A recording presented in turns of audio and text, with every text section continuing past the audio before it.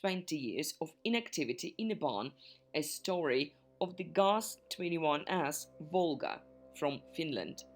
You know, no matter how sad it is to talk about it, Soviet cars are often treated worse in Russia than abroad. If an old car from the USSR falls into the hands of some European or American car lover, you can be sure that it will be restored to perfect condition. This happened to this GAZ-21S Volga, owned by Tony Wessman from the Finnish city of Lahti. In 2001, in a neighbor's barn, he found a rusting Soviet car that no one needed.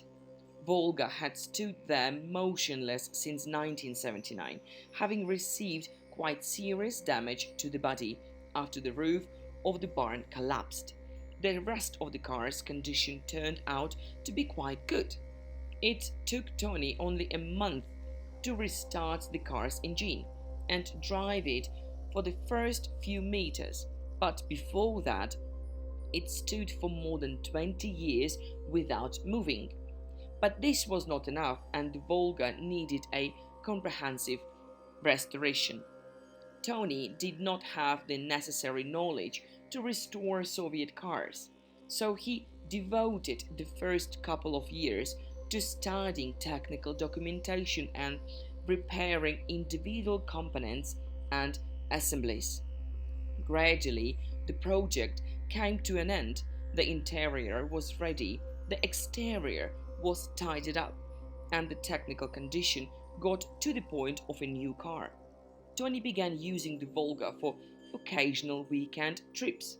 In 2008, the car gained wide popularity in Finland after filming a famous Finnish family series. In 2012, Tony and his GAZ-21S Volga took part in the prestigious Gorky Classic Festival in Nizhny Novgorod. It is interesting that the car drove from Finland on its own and entered to the register of classic gas cars.